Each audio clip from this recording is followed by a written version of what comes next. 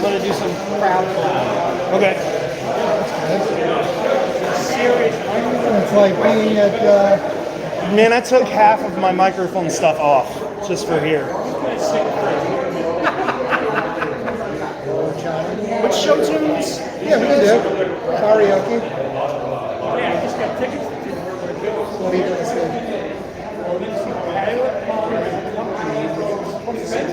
Oh, wow. I'm going to go see Flying Off the Sunset, James the Plums. It's Cary Grant.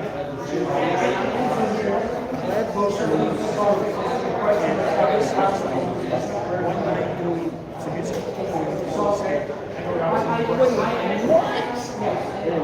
Thanks. I'll see you. Oh, my God. Wait, who's up with that? Wait, it's not. Okay, yeah, I've got to I gotta go. That band is busting. I was trying to out. Oh, is it? They are, but I don't know where. Oh, go. This is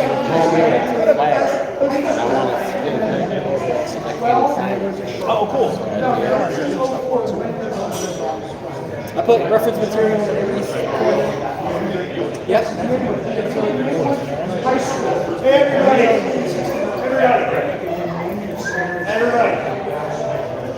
Earlier this year, we lost two very important people to the secret. We lost a personal friend of mine and one of the creators to this hunt, John Michaels. I'd like to propose a toast to John. To John. Later on this year, we lost a personal friend.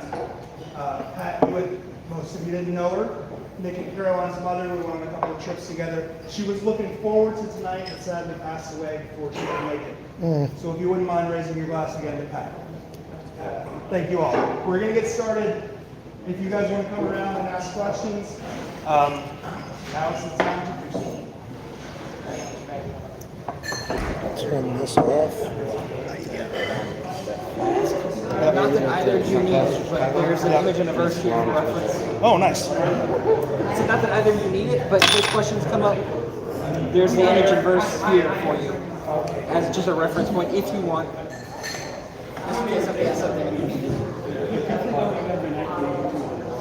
It's weird. We set this thing up wrong. We should have set it up that way. Because everybody is that way. Whatever you want to do. Well, I'm not going to rearrange You're not going to everything read now, okay? We'll have them come sit Indian style, or I'm sorry, what is it called? Crisscross applesauce. Yeah. Do we need to move tables? I don't know. Whatever. Let's just get started. Welcome to the New York Secret Podcast Meetup thing. Thank you guys for coming. Thank you. We're streaming live on Facebook. There's questions, I'm sure, that we won't be able to see, but we'll get them answered later. We're going to do like a wrap-up thing. Thank you. We have Ben and Andy with us. George, your drink is covered in the camera. Oh, well, who cares? My drink, whatever. Yeah. I look good as a Jack and Coke. We have photographer extraordinaire and TV show star Ben Aysen and Andy Abrams.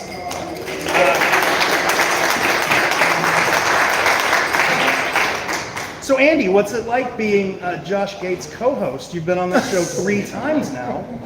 And I think you recently co-hosted one of the meetups. Yes, yeah. You were featured in a meetup. That's very nice. Yeah, last week, Josh came to Morristown.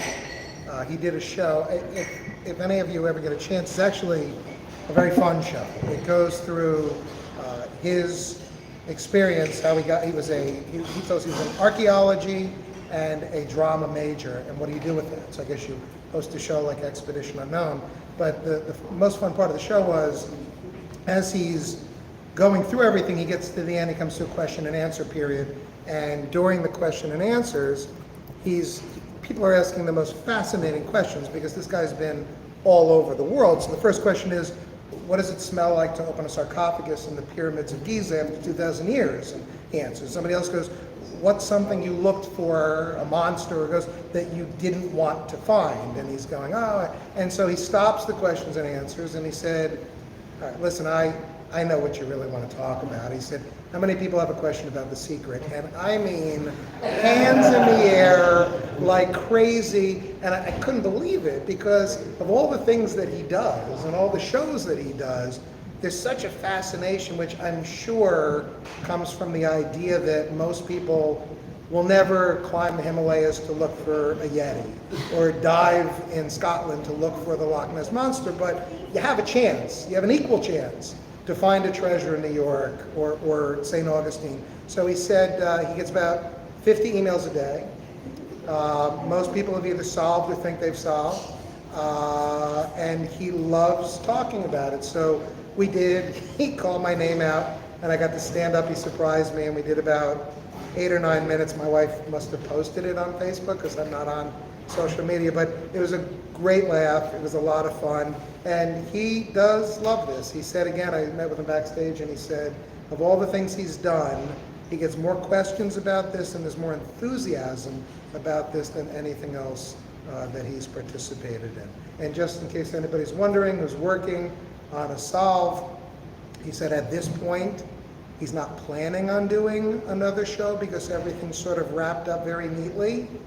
However, disclaimer, that's not to say if somebody does find one, he wouldn't jump at the chance to do another episode. So it's out there, so don't give up because he's still as fascinated with it as everybody else is. We forgot the most important part of the meetup. Hang on. Oh, we need the light. There we go. There we A go. little blue light. Little random blue light. Oh, much better. That's much better. So Ben, I have to ask. You guys did this book 40 years ago. You put out this book when I was 40 8 years ago? It's more than that. You put out this book when I was like 8 months old. I was only 9. What did you think that after 40 years you'd have random people meeting in a bar in Midtown Manhattan just to talk about it? Absolutely not.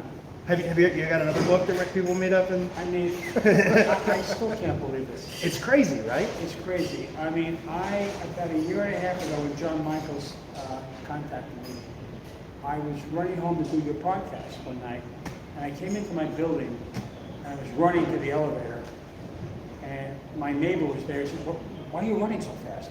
I said, "I'm going to be in a podcast about this book that I did 38 years ago, maybe 30 years ago, called The Secret." Because The Secret? He said, my 2 daughters, who are like 11 and 9, are looking for the treasure. I said, wait a minute. This is a book that I did in 1982 that I forgot about in 1983. Okay? I mean, it was basically a job that I did for Byron. Yeah. Byron and I were really good friends. We knew each other since we were kids. But to believe, I can't believe it. I still can't believe it. Yeah. I mean, I think you people are all crazy. Yeah, we are just a little bit. There's no question about it. Yeah, But it's a good crazy. Is it? Yeah. It's Okay. good. All right, we'll take I think that. Byron, looking down at us right now, is saying fantastic. Nice. Really good. Do you have anything? Well, I was going to ask that question. You stole that from me, but that's I'm sorry. okay. I'm sorry. That's okay. That's what I do. So the question everybody has is, where are the casts? No, Yeah, could you let us know? that was a joke. So Was it really? kind of. So Andy, this morning you shared your story about you and Brian finding the cast. Can you share that with everybody? Sure, I think it's probably well documented, and thank you to these guys because I watch their podcasts and sometimes I get lucky enough to be on them, and my wife will walk in and go, seriously, you're doing another podcast? And, It's crazy to me that Andy Abrams is like, I watched the podcast and these guys are great. You're so knowledgeable and it's so much fun and you get these great questions and I love it. And so most of the stuff is known, but I'm always trying to come up with different things to tell people. It's 2004 and I remember we had been looking and looking, and I remember we were in Atlantic City, and Brian pulls out a picture. We're in a bar in Atlantic City in the Borgata.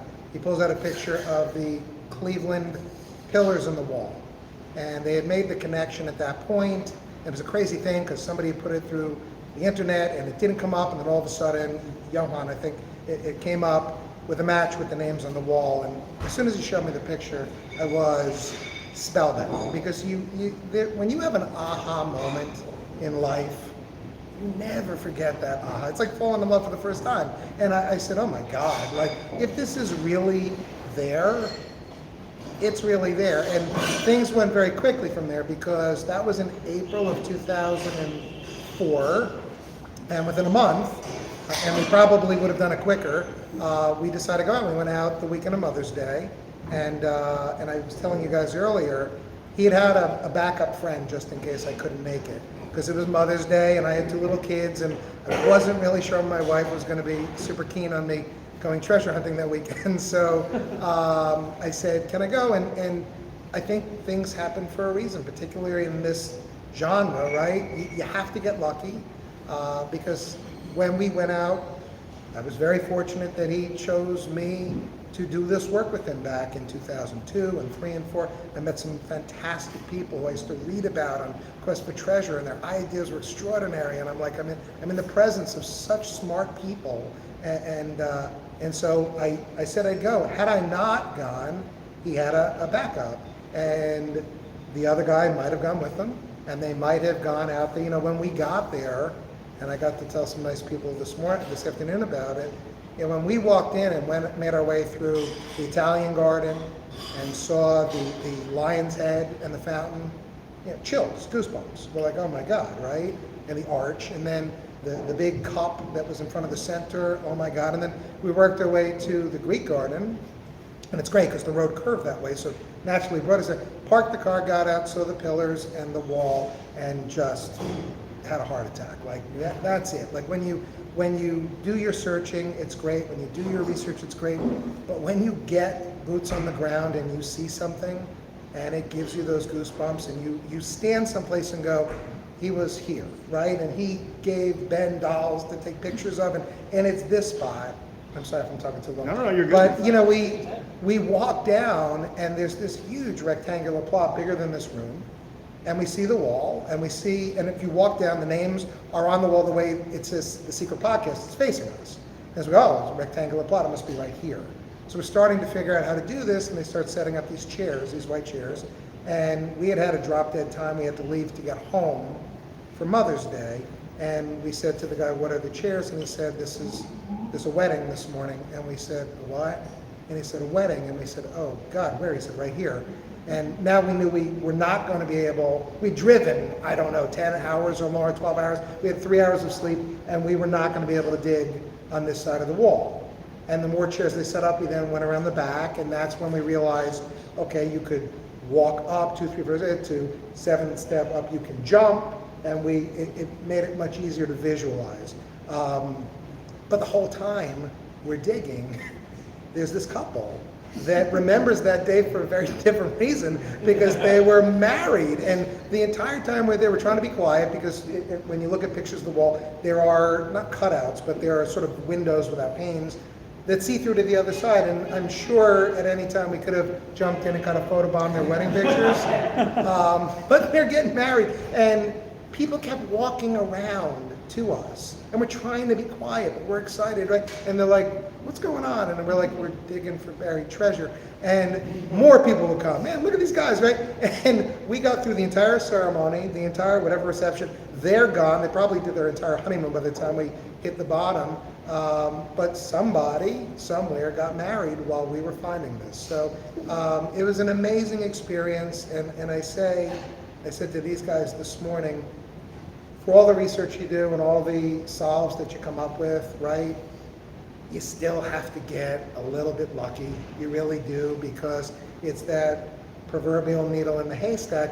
We dug to a certain point and hit rock bottom. And I mean, that was literal and figuratively rock bottom. When you get to the bottom, you don't find it. You go from here and the adrenaline to here like maybe it doesn't exist. And to know that it was, you know, if I'm here, it was where Bradley's sitting. And we could have easily left Cleveland and not found it, and we would have probably posted somewhere in Quest for Treasure, dug to the bottom, nothing here, which means probably nobody would have gone back, because why waste your time? We did it, and you were this close, and no one would have found it. And I don't know if there would have been a surge, because I know after we posted the pictures and we made the find, there was this renewed sort of, oh my God, they found one. Like, some regular guys found a treasure, and we were like little kids who found buried treasure, and there were 10 more out there. And so go, find it, do what you can. And I think that created a new buzz and a new round of excitement. And I'm sorry, Ben, that's what brought you back into this whole thing. But it's been great, and so that day changed a lot for Brian and me. Right. Yeah. So earlier, Andy and I were talking about it, and he mentioned how he videotaped the find. And he's like, it's not like now where you can just take a photo of your pocket, videotape it. Right. And just, world of technology changed from then and now, from 1982, especially from then and now, in photography and film. Can you talk to us about the projects and how professionally you were a photographer then, and kind of how that has evolved now? So I would say so once Byron signed me to do this book, because we were very, very, very, very good friends. He was probably like one of my best friends. And he called me up and I said, Byron, I'm going to Washington, D.C. this weekend. He said, you're going to Washington, D.C.? He said, you got to take the sculpture, which is the left wing and the right wing eagle. You got to take it and you got to shoot it in front of the Capitol building. Now, could you imagine doing that in 2021? I would have been arrested. I would have been in jail right now with Rudy Giuliani. So I went down there with my wife and went to visit some friends in Arlington, Virginia, actually. And I took the seagull, the sculpture. I took it in a shopping bag on the airplane. Because in those days there were no metal detectors. You just took anything you want to take on the airplane. You could have taken a gun, actually. Probably they wouldn't have done anything. Could you imagine TSA now? Like, what is that, sir? It's a So, truck. I put this eagle on this wall around the Capitol, and I photographed it, and then I took it to the steps, photographed it. Nobody said a thing. One or two people came up and said, what is it? I said, it's for a book project I'm working on, which I thought was going to be a total failure. And I would go to Florida and visit my father. You going to Florida? You got to take a picture of the real estate, this Robert Morley character in drag. You're going to San Francisco? Just come here. You're going to take the frog out to San Francisco and photograph the frog. This is what really it was about. I didn't know what this book was about. I never knew what this book was about. That's amazing. I get emails. I got an email last week. Do you think the treasure is buried in Prospect Park? I said, I have no idea. Byron's wife had no idea. I speak to Sandy all the time. This was just a book project that I thought I got paid for, and it would go away, and would never come back. Well, I guess I was wrong. I'm wrong a lot, actually. It stuck around. That's all I can tell you. But it's so interesting to me that these were these great friends, right? Between you and Byron and John Japelankar, and there was the chance that he could have shared this with you. He could have shared it with John Jude. He could have shared it with the different writers. Yeah. And after the fact, as tragic as everything was, and him passing away so early, and again, timing-wise, thank God. I think how lucky and fortunate and blessed we were that we found it while he was still alive, because he got a huge kick out of when we came in that day and met him. It was like, you did what? You found what? And he was taking pictures, and it was fun. But if he had shared that, oh my God, the pressure on you right now, the pressure on John Judah, come on, tell us, do you know that? And they really don't know. Like, he kept everybody in the dark for their part, right? But he didn't share, so you never really got to know. But I have to tell you, Byron and I would spend a lot of time taking our kids. Now, his daughters, one of his daughters is around the same age as my younger son.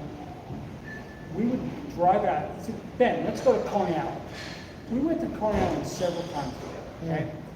And I really have not followed the treasure at all, but he loved Coney Island. Now, I don't want you all to run out of here with shovels and go to Coney Island, but I got to tell you, Coney Island was very beautiful. It really was. And we spent a lot of time with our kids. And our wives never went, by the way. It was just the two fathers, the two daughters, the two sons, and we would drive out to Coney Island. And I'm not saying there's anything buried there. I get calls and emails. Ben, it's got to be Prospect Park. It has to be Prospect Park. I don't have any idea. I really don't know. But with you not knowing, with everybody sort of being kept out of the loop, did you even know about the Japanese translations? Did you know about any of that? I didn't know a thing about it. Wow, it's crazy. Not a thing about it, no. So No. I have an idea in my head that you, that Byron, that Joellen, that John Palancar, that John Perard, everybody that's involved were just the best of friends. Was it a giant group of friends, or was Byron like the middle spoke? Byron was the middle spoke. Joellen and I got very friendly. In fact, I spoke to her like maybe 3 hours ago today. John, I met once. John Perard, I know because he works in Lincoln Center Film, where my son works as a manager. But we really didn't know each other. We had a meeting with Ted Mann and Sean Kelly, who wrote for National Lampoon. And I went to this meeting. They talked for 2 hours, and I got to tell you, I don't know what the hell they talked about. I mean, I was like, okay, it's a job. I want to get paid, get it done, and it's over. This is really strange for me. I got to tell you, it's just it makes absolutely no sense. I'm glad you're all involved. It's better than watching a football game, isn't it? Really? Yeah. Seriously. Because your team is going to lose every week.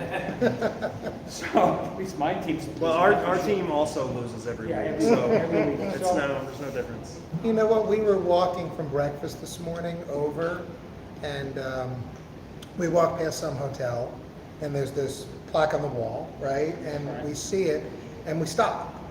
And you have to stop and read it. This is the Benjamin so-and-so, because every detail in life means something now.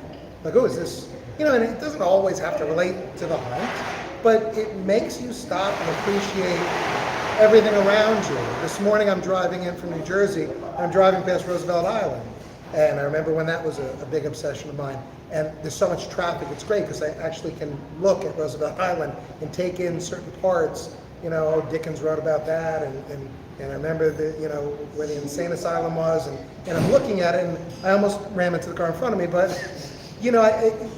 everything has more meaning, and you stop and you look at things differently because it's important to pause and to appreciate the details in life. And it's an amazing thing because before this I would have walked past that plaque and wouldn't even thought twice. So it does make you use your time in a way that's more meaningful. Yeah. Does that make sense?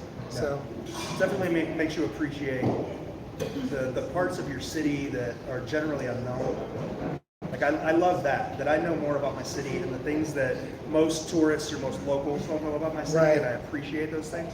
I love that about the secret. It just makes you appreciate the world. George, I'm 54 years old. Until we found the Cleveland treasure, I had never been to Ellis Island.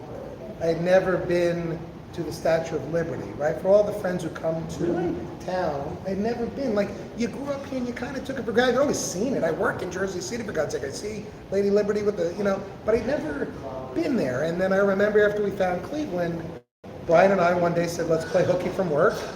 And I don't know how we got out of it. We took off and we went over and took the ferry over to Ellis Island. And then we took the ferry over to the Statue of Liberty, and I stood underneath it and just marveled at it. And it's so strange to me that, but for this, I maybe I never would have gone. And it was right in my own backyard. So even the things we take for granted, right? Because of this, it gives us reason to invest the time and the interest. Yeah, I have a very similar experience. I was in North Carolina for 20 years, and part of the public education there, they teach you about the lost colony, about Roanoke Island. It's something you learn, and it's something. And the Wright Brothers Memorial, first in flight. You take that for granted. I've never taken a trip to that place. I've been to the beach plenty of times. Never specifically to the Outer Banks to see the historical sites. But because of this hunt that you guys put together, it gave me a motivation to go out and explore these places I've never been and just really appreciate the history of the areas that are around me. And that's branched out to San Francisco, to St. Augustine, now I'm here in New York learning about the history of New York. We took a cruise that kind of circled the island. And there's so much I had no idea about that I would never have learned if I would have come up here for this meetup.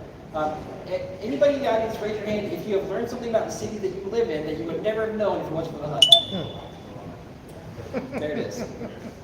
So, thank you Yes, so thank much.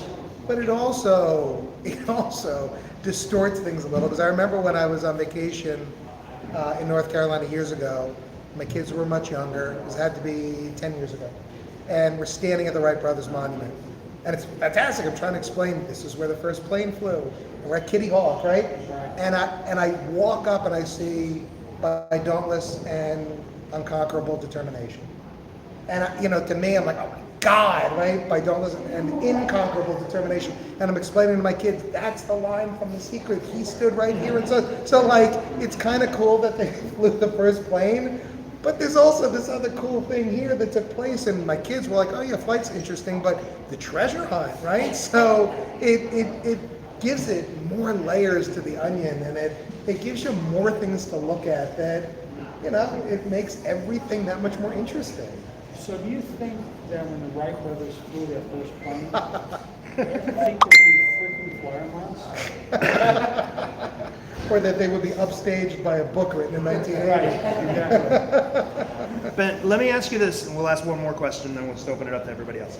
I talked to a bunch of Byron's friends, especially William Stout. I don't know if you know William Stout. You do?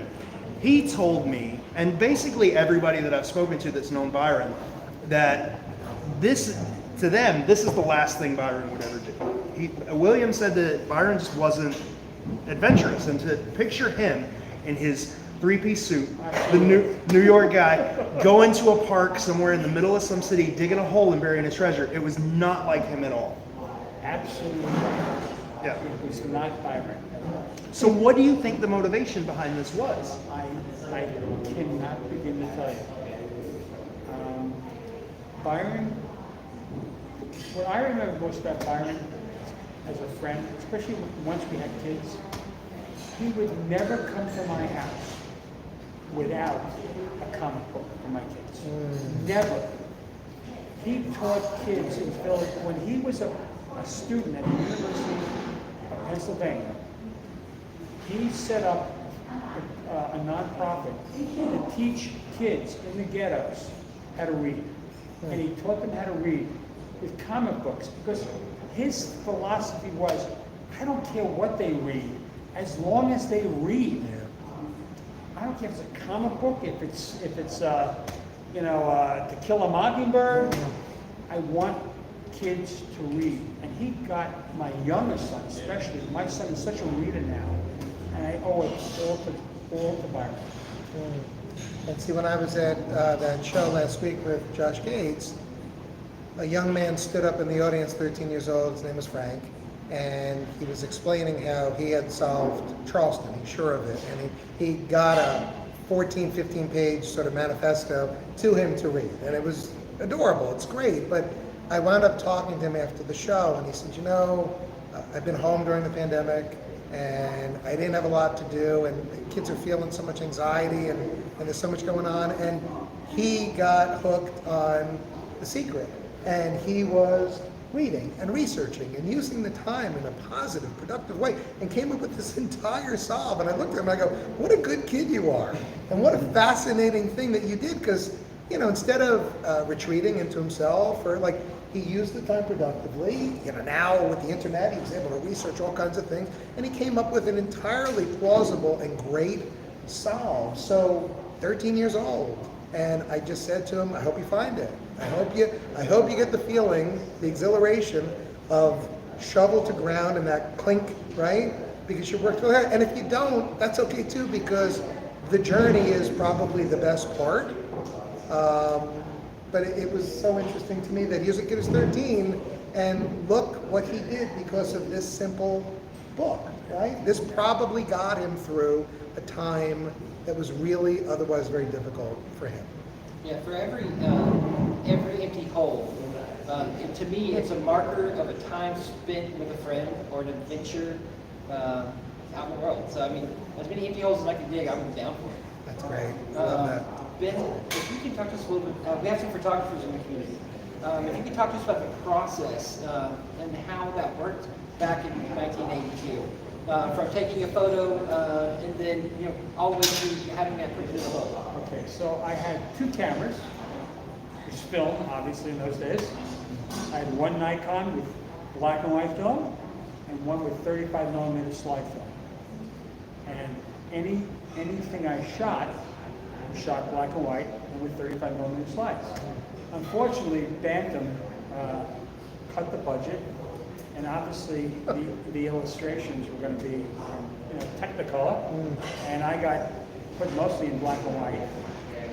And but I shot everything in color, everything in black and white. And I tried to shoot I tried to make everything exactly the same. It was a little difficult. I didn't use a tripod. I've never been into tripods. I like just holding the camera and taking the picture. But I was able to do it. The problem was is that when I gave all the artwork to Bantam, and unfortunately, when I got most of the stuff back, I got all the black and white pictures, all the negatives. Well, I had the negatives. I gave them black and white prints. Unfortunately, most of the color I never got back. Byron was never able to explain it. He felt awful about it. It sort of got lost.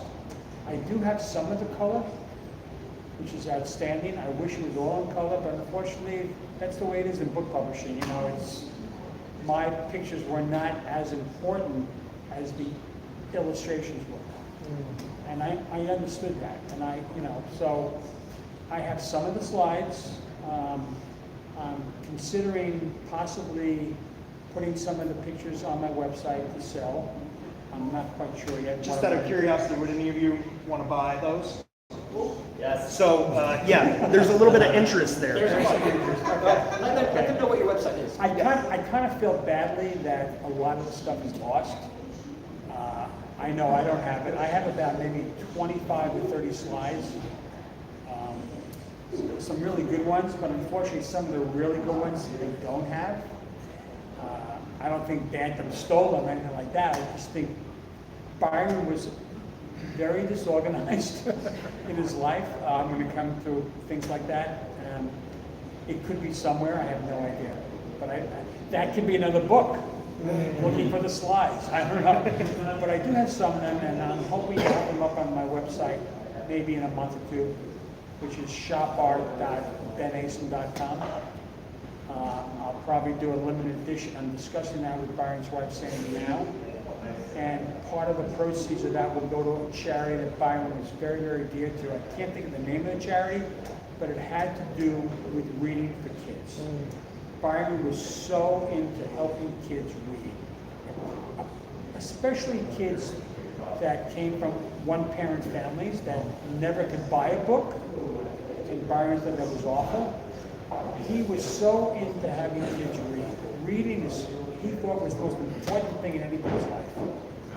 So we'll do that probably in the next few months, I'm hoping. And that website again? Is shopart.benasen.com. And if you go to that website, you can sign up for Ben's newsletter as well. That's right. You get 20% off your first order. Thank you. No, absolutely. No, he has such fabulous work there. You really need to check that out. Secret or not, you need to check out his work. And I lied. I said I had no more questions, but I have one. So if you don't mind, there's a lot of people in the community that dig into super fine details in this book. And one thing that comes up a lot is how much input Byron had in different things. How much input did Byron have in your photographs? Because I'll lead into that saying that people have found the fence where you took the photo of the I forget her name, but she's got a tower on her head. People have found that fence. People have found the corner where That's actually in Kendall, Florida. Yep. That is north of Miami. I have a lot of family in Miami. My son went to University of Miami, and I was actually going to a barbecue place to have ribs, and we had the sculpture with us. And my uncle said, "Go to Kendall. Kendall is this new area of Florida. It's going to be they're going to be building tons of houses there. There's all this empty property there."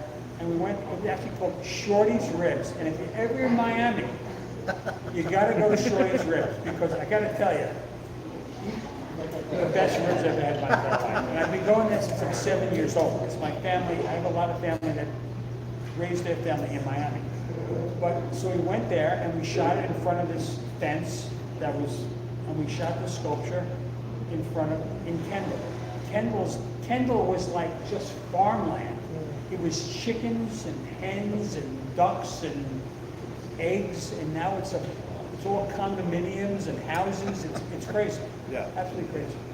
But so Byron didn't give me a lot of help. He just said, you go to San Francisco, take the frog with you with a saxophone and shoot it somewhere. Shoot one picture for the Tower Records. I had never heard of Tower Records. Tower Records was a big record store in LA and San Francisco. They finally moved to Greenwich Village. They're long gone. By the way, LPs are not sold that much anymore. It's mostly on Spotify now. But so I shot that in front of Tower Records. I shot a picture of a vintage car with the Elvis Presley sculpture in front of a fender of a vintage car. He didn't give me a lot of help. He just said, you go to Washington, you go to Florida, you go to San Francisco, take the sculptures with you. I always took them in a shopping bag. Nobody ever looked at the shopping bag. I just took it to San Francisco and shot it. And came up with a couple ideas. My wife would help me. My wife's legs, by the way, are in a picture in front of Brooks Brothers. That's right. We needed a woman. So she was pretty young then, very young then. And she's in the picture. I have a couple of my kids are in some of the pictures. But he didn't give me a lot of help. He really didn't. He said, just go, just whatever you think is good, do it. Yeah. And that's what I did. That seems to be a lot of the. So if I can just give him a plug, I just saw some of the color pictures for the first time. And for those who, the only thing I can liken it to is The Wizard of Oz, right? When you start in black and white and then she lands in Oz and you see Technicolor for the first time in 1939, right? They're so extraordinary. And I imagine if Bantam had made the smarter decision and gone with the color prints, so many, Hold it up, Andy? it's unbelievable. It's not going to do it justice, right?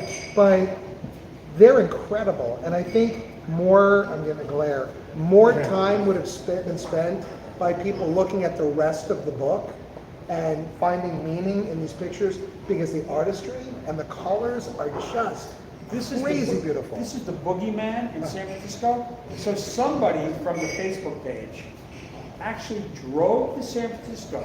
There was a sign in one of the other pictures that the name of the street, and they figured out exactly what house this was filmed in on a back porch of my friend Bill's house in San Francisco in 1982.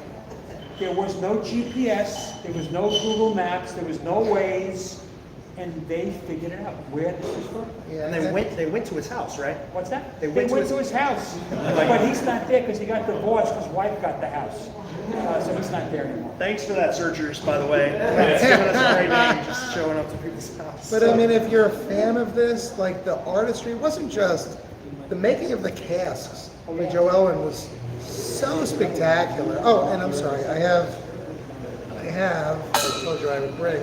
Nice. Big reveal. So this is Monty Irving. Yes. If you don't know, Monty Irving was the first black baseball player signed with the Giants. But didn't he play for the New York Giants? He played for the New York Giants. How'd you get him to put on a San Francisco Giants? Well, Byron went out and bought a jersey. But I was there. We went to Byron's apartment on East 63rd Street, East 2nd and 3rd Avenue. And I said, are you paying him? No, I'm buying him a pastrami sandwich at P.J. Bernstein's Delicatessen, which was on 3rd Avenue. Monty was great. Monty was the second black player signed in Major League Baseball. Wow.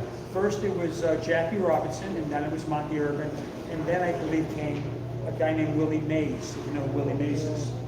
And Monty worked for Major League Baseball. He was in management there, and he agreed to do it for nothing, just for a pastrami sandwich.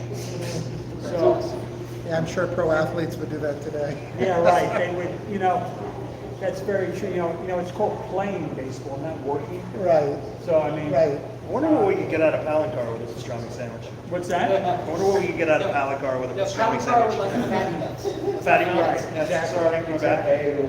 So I was saying that the amount of artistry, right? Like you appreciate the verses and you appreciate the illustrations are gorgeous, just gorgeous, and you could look at them and for those who have the reproductions, they're great. We have some of the original copies. I have an original book here, and I got to talk to some really nice people earlier, Max and a couple others, and they looked at, oh my God, like you can't believe what the original books look like. They're incredible. Also makes the job that you're doing so much harder, and I respect it so much more because it's easier, I think, when you have the original, as opposed to reproductions, because there's a lot more clarity. But then you look at the photography and the artistry that went into that, and then you look at what Joella made, and I brought with me today, if anybody wants to see, this is my piece of the cast from Cleveland. It's in this little sort of hockey puck thing. I'll hold it up here. The nice part of this is after we found the cask and it had been broken over time, Brian gave me a piece. This is the only piece that had retained its color. I think over the many, many years, the box had collapsed under the weight of time, and it was caked over with dirt, and a lot of it had oxidized and turned white. This one piece, again, I don't know if I can get it, was the inside of the lid and had the color to it, and I was very drawn to it. And he was sweet enough to give it to me, and again, some of you may have heard this before, but has a really wonderful plaque on it that says May 8th, 2004, the secret good friends are more difficult to find than buried treasure. And I think that goes for everybody here today, because whether we're just meeting you for the first time, or you got these guys who are just killing it with this podcast, we're all friends because of a mutual interest. And this is a bit of what that history is. And so whether you were photographing it, and the stories behind every picture are unbelievable. I could sit with him and listen to his stories, every picture, right? Or the cask and how they were made. There was so much love and artistry and expertise that went into this. I'm not surprised people are still talking about it after 40 years.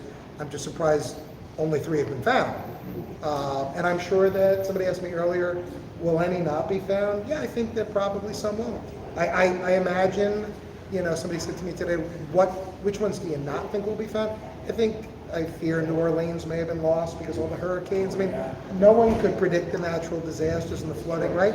But I'm sure that another 3, 4, 5, 6 will be found, and it'll come because of sharing in communities like this. There's a collective find to it. So I sort of dislike, oh, it's my theory, I think when one is found, it's a find for everybody. And again, it becomes another remembrance and testament to the other person who we all lost, which was Byron. And he created a legacy that keeps us looking and keeps us happy. And it's an important thing that we're all still doing. So cheers to all of you for showing the interest. It's been a great 20 years for me since finding it, and I'm still looking. And I think all of you and your lives are richer for your journey. So my toast to all of you. And I'm sure all of this stuff will be out for everybody to check out later. Also, one other thing that didn't come, it was at Byron's meetup, was the plexiglass box. There's 2 long-term, very, very revered hunters that most people don't know. Their names Nadine and Ken. They came today. Years and years and years ago, they went back to Brian and Andy's spot, back way before Expedition Unknown, because they knew that Brian and Andy's cast was broken, and that Brian didn't have all the pieces, and they wanted some. So they dug around, and they didn't find any of the casts, but they found the plexiglass. And the plexiglass for these casts are very, very unique. The easiest way to figure out if somebody, there's a lot of fakes, right? There's a lot of people that pop up and say, I dug this up. And they generally have a piece of plexiglass. And the easiest way to tell if something's fake is because the plexiglass is really weird. Right. They have a piece of plexiglass. It's in a bag. They're not going to bring it out because it's still kind of dirty. But they've agreed to let people check that out too, just so you can see. It's just different. speaking of friends found in the hunt, one of our dear friends and co-host, Brett, could not be here today. He is watching live. Oh, nice. So hey, Brett, we miss you. Just He wanted to doesn't say care that. enough to come though. Oh. He was just like, I don't like you guys. I don't want. Yeah. But this is kind of cool just because you mentioned it. I'm sorry. Like, this is the first time I got to meet these guys live. First time I got to meet Ben live. When I went on the podcast with him, I was such a fan because his stories were so fantastic. Like, I couldn't get enough of it, right? And these guys, their work, I'll pop it on, I'll be looking at it. My wife's like, really? You're watching another podcast? I go, it's always something new and it's always something interesting. But the ladies here, I was reading their posts on Quest for Treasure 20 years ago. And I marveled 20 years ago. Oh my God. Yeah, they do. Like, it was so, they were at the forefront of this stuff, you know, before everybody was so internet crazy, and they were writing things and figuring things out. When we hadn't matched locations with verses, when we were trying to figure out which gemstone went with which month, and I got to meet them today for the first time, and they're like, oh my God, you're on TV. I go, who cares? Oh my God, you're the people I used to read your posts 20 years ago, and I don't want to autograph your book. I want you to autograph mine. Yeah. That's how influential and inspirational they were. And the thing I find about this hunt is as nice, if not nicer, than inspirational as I found them to be, right? Everybody is just such a good person, and when they bring this, so I'm so glad you came into town. I told you earlier today, that was one of the highlights of coming today, was to get a chance to meet both of you. So really, forefront treasure hunters. Can't right emphasize that enough. A lot of people who came in after Expedition Unknown idolized Brian and Andy. The people who were in Quest for Treasure idolized people like Nadine and Kim. Yeah. I wouldn't be where I am today without Nadine and Kim. Yeah. Nadine and Kim, they took a break from the treasure hunt for a couple of years. They were the people I sought out. I wanted their approval. I wanted their research. They were, they're just they're everyone's favorite treasure hunters. So thank you. Thank you for coming. Yes. Oh, shucks. Oh, you guys are the best. You guys. Nadine's like, I wasn't listening. What were you guys saying? So we'll open up. Does anybody have any questions for Ben or for Andy? Raise your hand if you have a question. Go ahead. Yes. Tim, right? Yes, Tim. Yeah. So you, Mr. Ben, you were saying that you're taking most of the photos for the dolls, or fair photo. We call them soft sculptures. That's what they're willing like to call them, soft sculptures. Soft sculptures. Right. And somebody noticed that most of them were taken along Broadway. Along where? Broadway. A lot of the locations that the book references in the acknowledgement section were taken along Broadway. Many. Really? I believe so. I think there's like 6 or 8 of them that were taken along that way. Okay. Was there a particular reason why you chose those locations? Like, was Mr. Preiss like directing you towards a specific? No, I've always been a Broadway fan, so I mean, Broadway is New York, so. Didn't you say once the only real location in New York he absolutely had to have was the photo on the steps because it mimicked a newspaper article? Yeah, there was some newspaper article. Yeah. Wait, are you talking about the, yes. You're talking The about small one- business. The small businessman. Yeah. That actually was not a businessman, that was a lawyer. Yeah, and he had been arrested. Famous Right. malpractice attorney. right. I can't think of the guy's name now. But there was a picture of this guy on the steps of The courthouse. 62nd Street. Yes. And I actually saw the photograph, and we took this old man sculpture with the attaché case, Right. walking down the steps. I said, I'm gonna do it exactly the way, Yes. it might have been the Daily News or the Post, I can't remember. And I just recreated that photograph Yeah. with the soft sculpture. His name was Tillis or something, I can't remember, but he was a very famous malpractice attorney. Yeah. It's a great shot. Yeah, it's a great shot. It was a lot of fun doing that. Those are the same steps, by the way, that Sam Waterston and from Law and Order, he used to walk down the steps from Law and Order. So. That's right. Go ahead. There are a lot of interesting pop culture references that happened like around 1982. But what is that demarcation point that we should be looking at in terms of when a book was published or locked in, where it couldn't be edited anymore once you actually printed it? So for our listeners at home, we're just going to repeat the question so people can hear it. There are a lot of pop cultural references, and what was the demarcation where it was past the point where the book is being edited and being produced, where they would not have been able to be included? Is that correct? Yeah, it was like a book actually It was like a locked timeline. in. So just to follow up on that, in one of your photos you took at a newsstand, there's a doll sitting on some magazines. We were Right. able to Is trace. Cheryl Teagues in that photograph? I don't remember. On People magazine? It was people. It was something like that. But we were able to trace that to like April of the year it was printed. It was just a few months before that book was printed. Yeah. Yeah, I think that was a picture that we had to redo or something, if I remember correctly. And Byron and I went to a newsstand and we asked the guy who was a newsstand, can we shoot this soft sculpture? He said, yeah, sure, go ahead. Nobody ever said no to me. I mean, it's incredible. Now, everybody would be so superstitious and so suspicious of what you were doing. In those days, taking the right wing and the left wing eagle, which is pretty interesting considering what's going on politically now, that Byron had this idea about a left wing and a right wing. Nobody ever asked any questions. We would just go, take the sculpture. Can we shoot this here? Sure, go ahead, shoot it, go ahead. Because nobody ever thought it was important. When let's see how to phrase this. How long before publishing did it?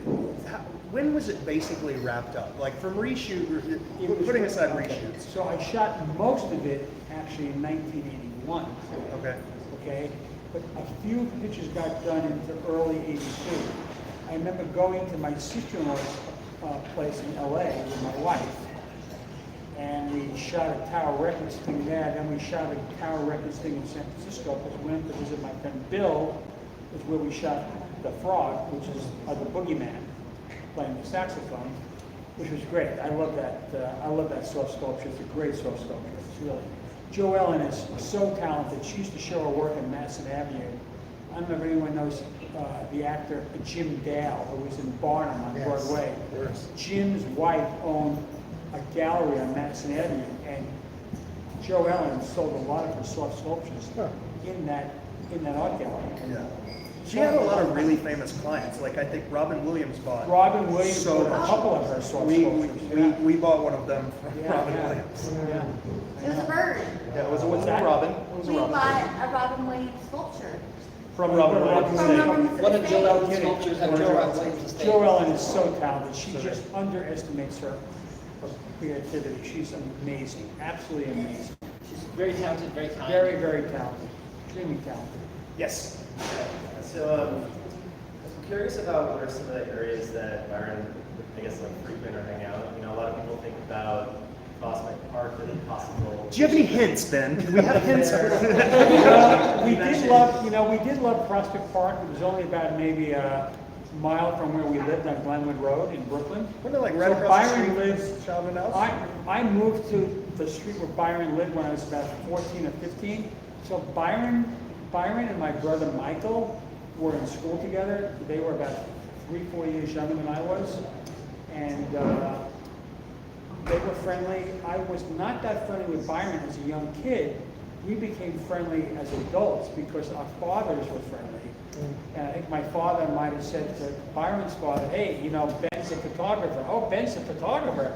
I got to give him a call. And I didn't work on this. I worked on other books before The Secret. I worked on a Beach Boy book, which is Byron's favorite group of all time.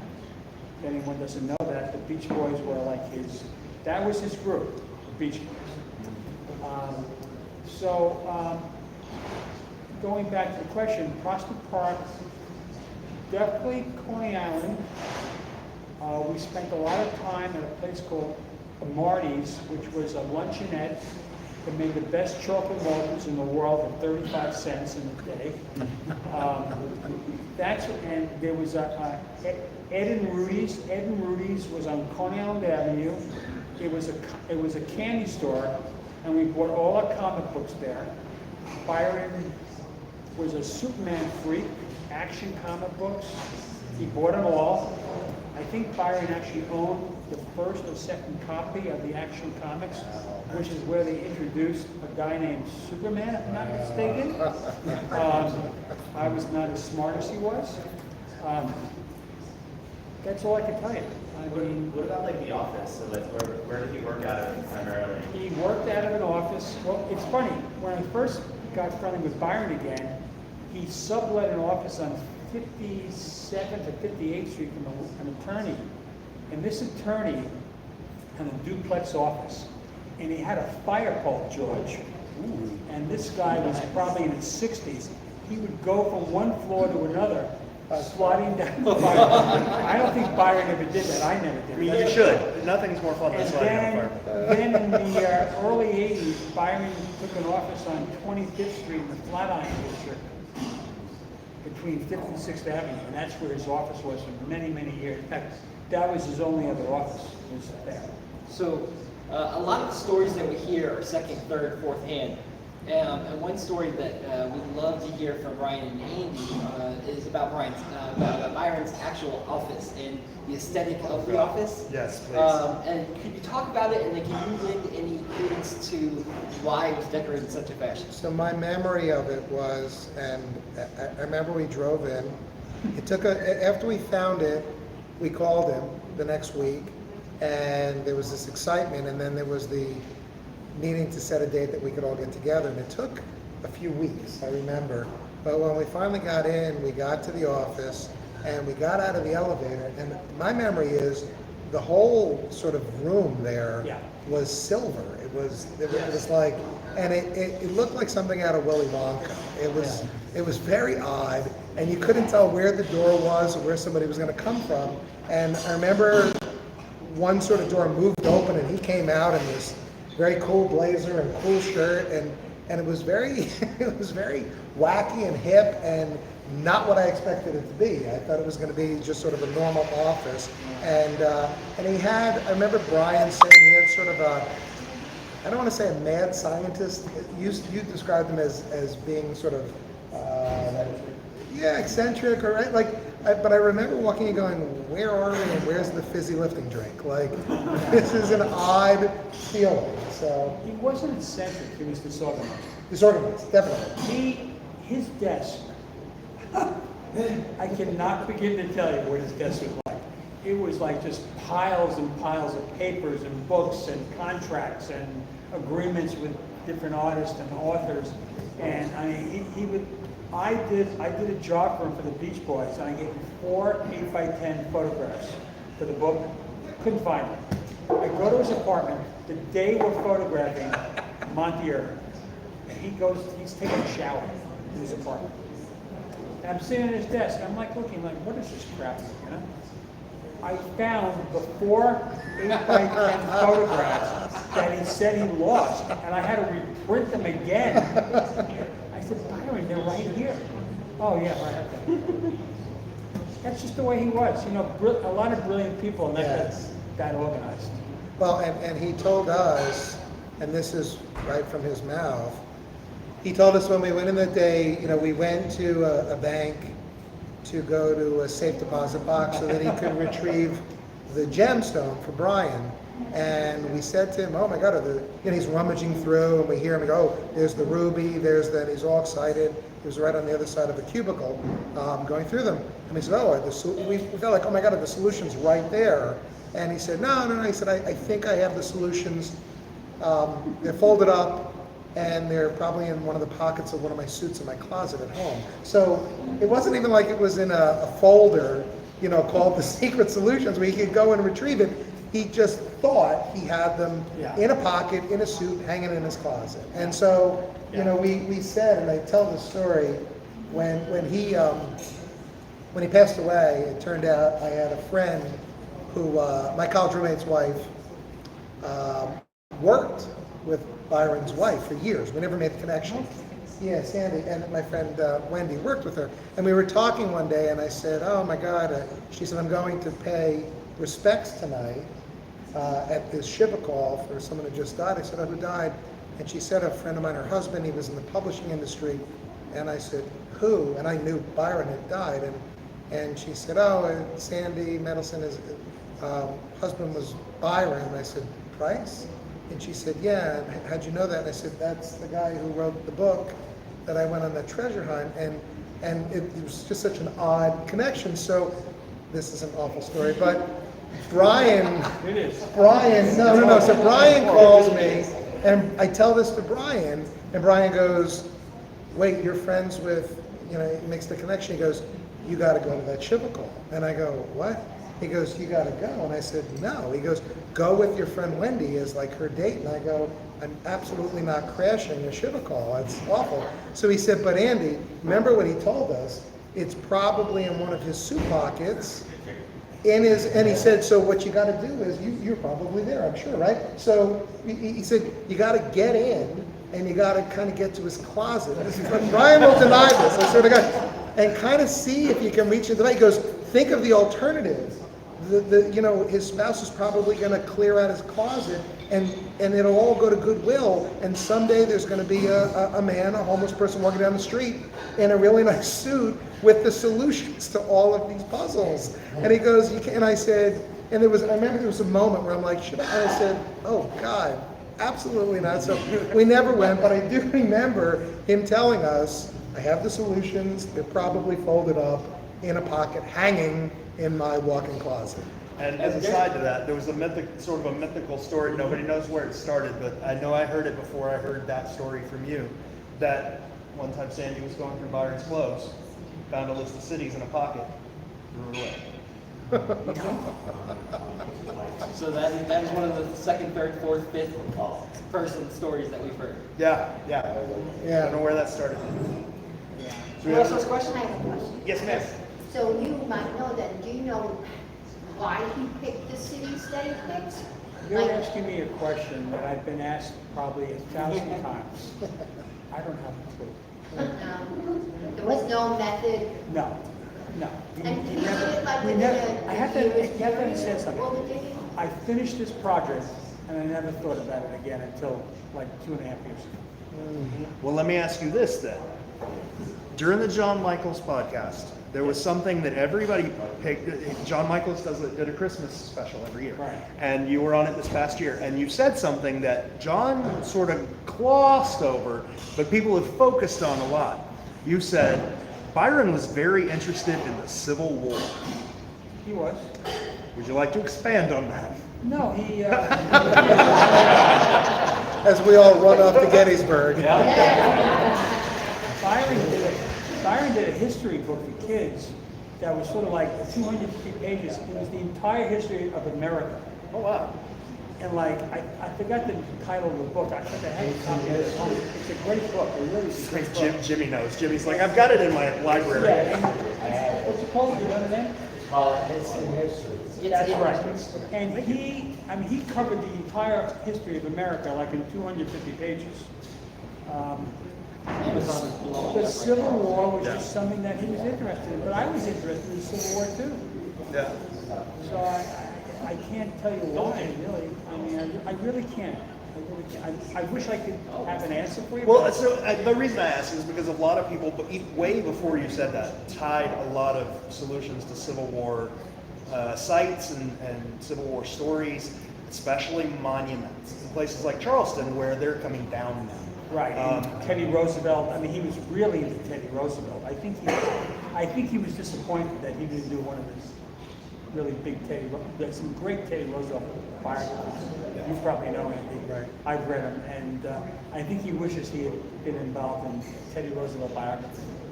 And there's a Teddy Roosevelt soft sculpture, right? There is in the book. In the book, yes. And I remember for the longest time, you go through waves of excitement.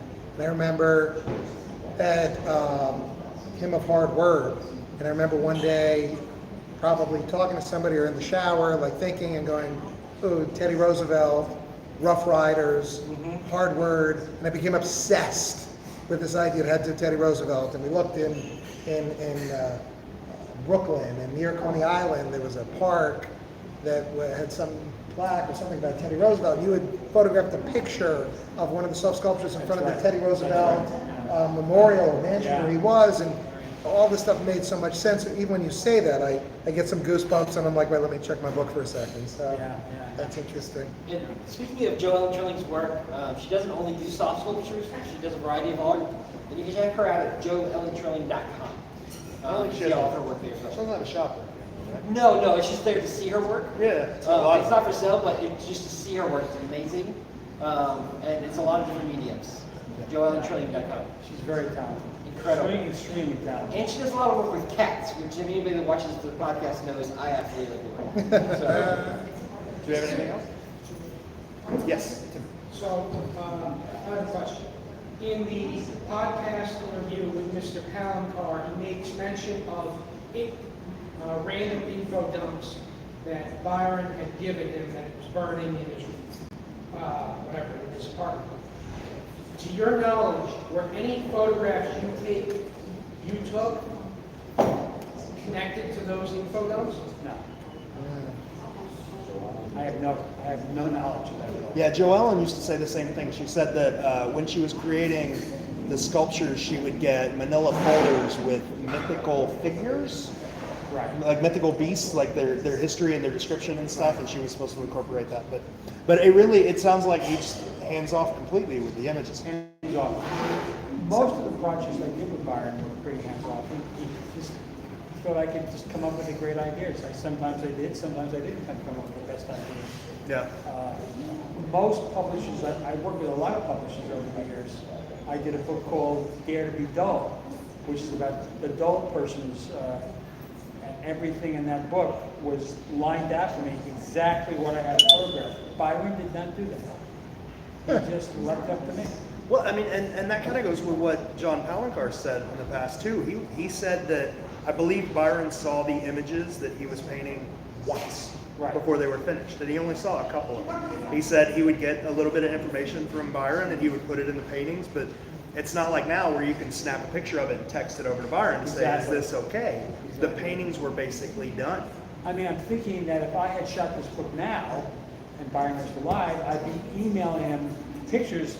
All right, Byron, is this the right way you want it, you know? Which in some ways I'm glad I didn't have to do that, because it would have been like just a lot harder to do. I knew exactly what he wanted. He told me, I want a picture of the Eagles in front of the Capitol. Yeah, there's not much. Not that difficult to do, really. But so a lot of people go back to the genesis of the book, and did it relate to the book The Masquerade that was popular in England, and it was one treasure, but it was a very expensive treasure, and I think there was a period where that was popular, right? Yeah. That people were into it. And I remember Brian sort of fixated on 1976. There's so many things that relate to 1976, and at the Smithsonian that they did and this is all speculation, means zero, nothing, but that there was an exhibit at the Smithsonian '76 that was popularizing this book that had come out abroad. Was it Abroad in America? Abroad in America, and there were a number of authors who were bits and pieces of their work, and as it came to light, so many of the authors were then referenced in one way or another in The Secret. And I remember ordering a copy of Abroad American.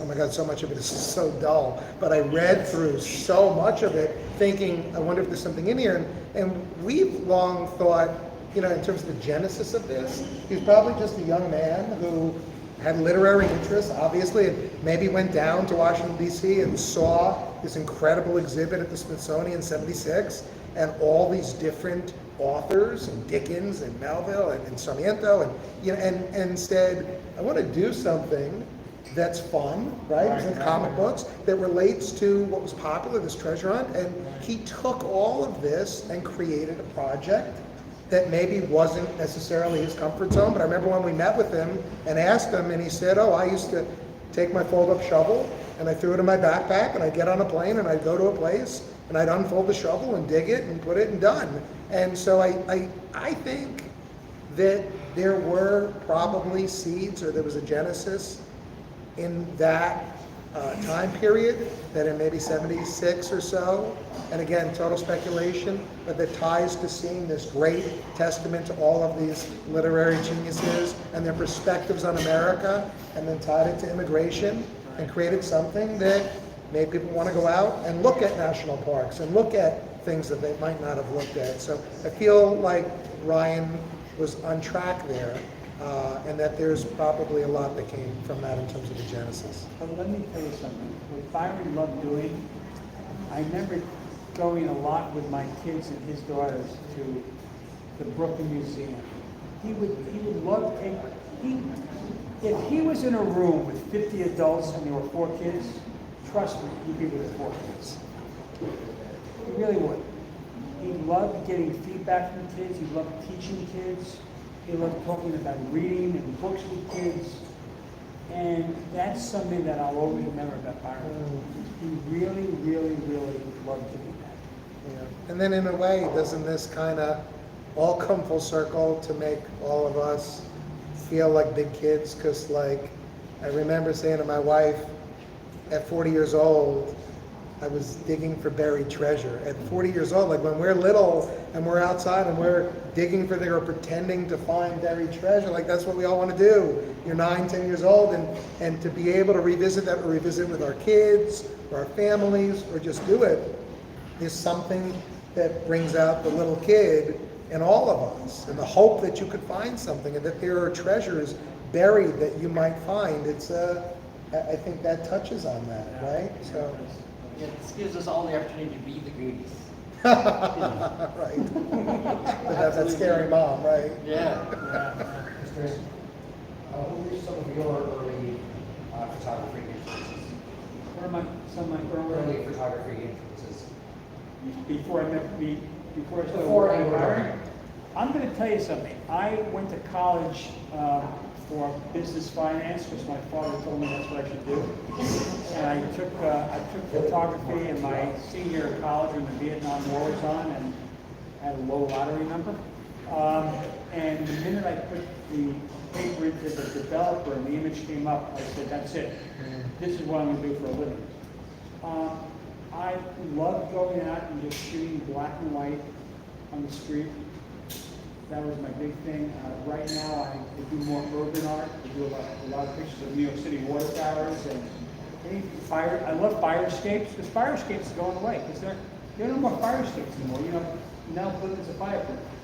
But I love just shooting people, doing portraits. Byron had me do a couple of author shots, and then I was able to hook up with a lot of good publishers and do a lot of author shots.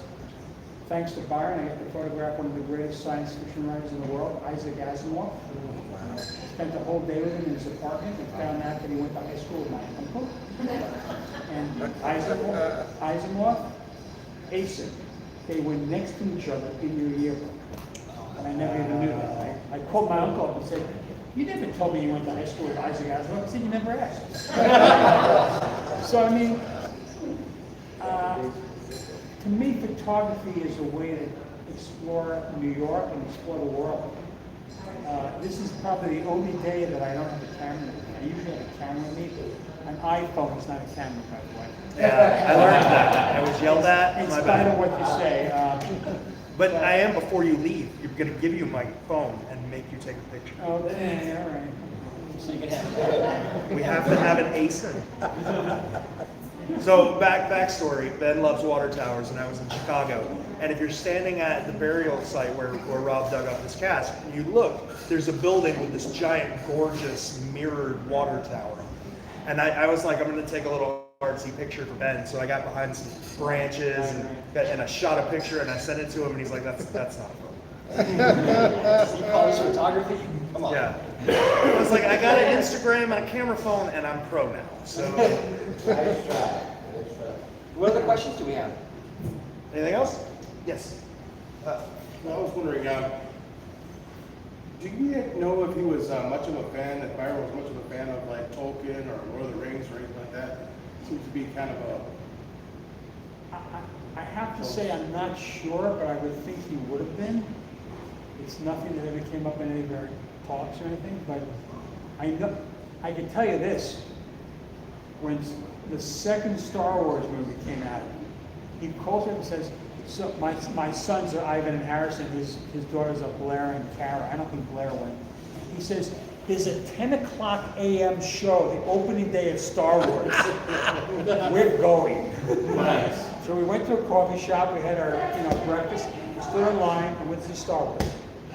77, What's that? when it opened up. It might have been, you know what, no, it couldn't have been 77. It might have been the second round of Star Wars. Was probably like 77, 1980, and then 1983 was Return of the Jedi. 80 was Empire Strikes Back. Yeah, the second one. And I only remember that, which has nothing to do with this, but I only remember that because my very best friend went Friday night to see The Empire Strikes Back, and we were so excited. We had tickets Saturday morning. Right. And I remember my friend Ed, because you're watching this podcast, Ed called me and said, oh my God, I got to see Empire Strikes Back. And I said, oh my God, that's great. He goes, you're not going to believe it. Darth Vader is Luke Skywalker's father. And I remember going, wait, you just ruined the entire thing for me before I saw it. So, Luke, I am your father. That was good. That was good. That's not the actual line. Yeah, I am your father. I am your father. Luke. I am your father. He never says Luke, I think he just says, I am your father. Sorry, I was gonna say, who scared him off? So Andy, I think there was one other question. I'm sorry. yeah, Ben, Did you wanna wait for Ben? for a moment. We'll wait for Wait Ben. for that? Andy, Okay. the 10 stone, so Yes. was it definitely the 10 stones at the bottom? Because I saw your video, 12treasures.com. Yes. Thank you for the Was plug. it the ones on the bottom, or was it the ones on the top? No, 'Cause if I saw you- you counting, and If then you went can, again. yeah, I mean, if you stood there, like the bricks on the wall right here, Yes. some were thin, Yes. some were big, right? Thin ones at the top. But if you counted from the top to what hit the dirt, there were 10. So it. 10 down? Yeah, it was 10, Nine over, 10 down. correct, yes, thank you. So- I just wanted to clarify. No, absolutely, it was, and we were so happy because, Yeah. you know, we I got just the saw you six, counting we got the all the 6 time. steps and the planter, and we're like, oh, 7th you can hop. And I Yeah. remember we did it, you know, but then we got up there and I'm like, oh, please be 10 down, right? So it was 1, 2, 3, 4, 5, 6, and 10 was at the dirt level. So that's how we knew it was 10. Okay, just wanted to Yeah, get that no, from you. yeah, So, absolutely. piggybacking off of that, I made a Cleveland video where I made a joke that Andy was just bored and was poking the ground. And he yelled at me and he clarified. There was logic behind where he dug. And if you wouldn't mind explaining that. Yeah, I said to George this morning, I'm sorry if I came off like. No, don't. It was I worth did, it. People it- should yell at me. It's fine. No, you know what, I think that when we started this a long time ago, I remember Brian went on to Quest for Treasure and he had Calvin from Calvin and Hobbes as his avatar, and I love Calvin and Hobbes, right?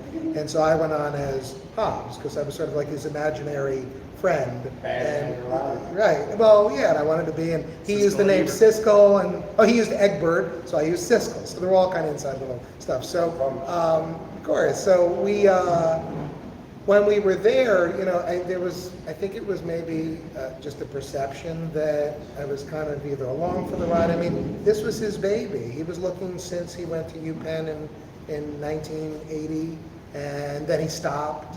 And then he found the book in his attic years later, and he started again, and then he got me involved, and we did it for a few years together. So I don't pretend to have been in since 1980, but it is helpful, clearly, to have an extra pair of eyes. So on that particular day, we were done. We had done everything we thought was right. Counted down, counted over, were where we were supposed to be. Remember, the names were, as I'm looking at, the names were on this side of the wall. We're now behind the wall, right? So as we're behind the wall, we come up, we dug to our spot, and we're done. And again, this is just perspective in life. I'm sitting on that planter, and we're exhausted, and we're looking at our watch, and we're going, we got to leave in 1 hour to get home for Mother's Day, and or our wives are going to be furious. And I'm looking at the road, which was Liberty Boulevard or Martin Luther King, you know, and I said to him, you know, Brian, the verse reads, as the road curves, whatever, beneath the country says the road curves. And I said, we're in the Greek garden, Italian garden's right here, and the road curves this way, but you can only see it if you're facing this way.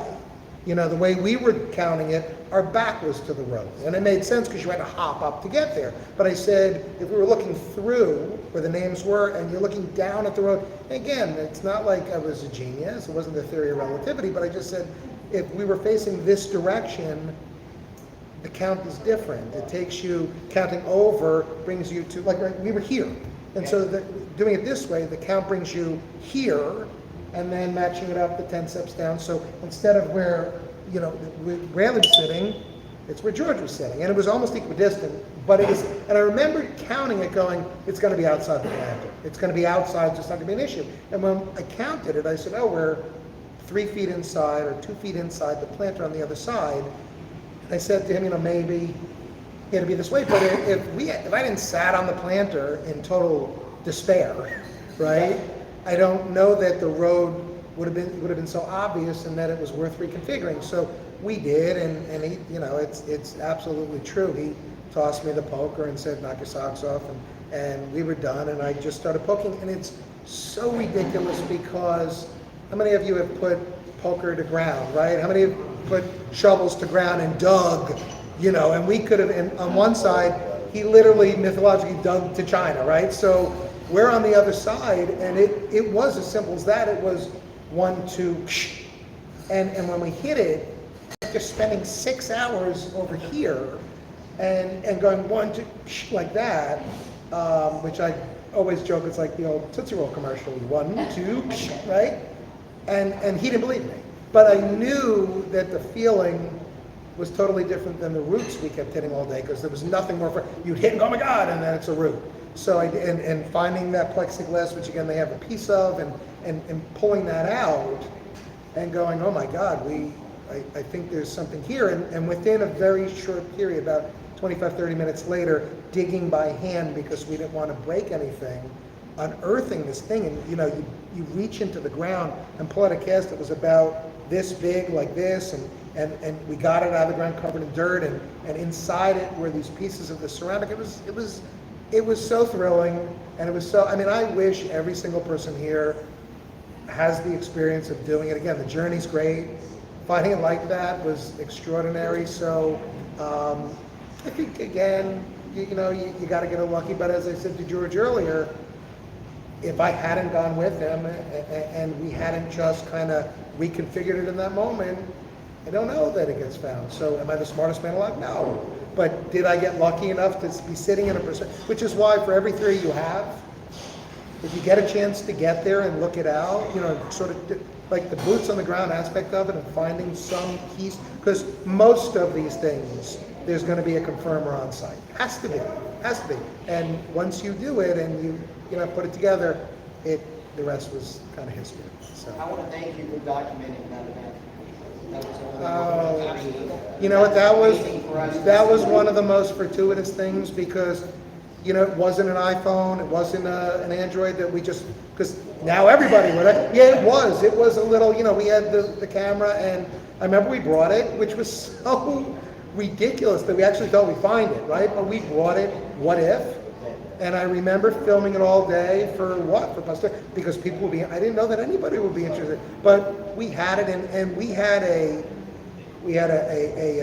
writer from the Cleveland Plain Dealer who did a spectacular piece. He was fantastic, and we had a photographer, and the guy was taking pictures all day, and I told him earlier today, after about 6 hours he left. His name was Martin, and Martin just couldn't take it anymore, and Chris kept writing, no matter what it was. He caught our despair, he caught our high moments, every joke, and when we finally found the plexiglass, and it was clear there was something, he got on the phone, he said, Martin, get your ass back here, like, you got to get back here. And Martin came running back, and he took these pictures of us taking it out of the ground, and I got to tell you, it was like, you know, it was pretty special.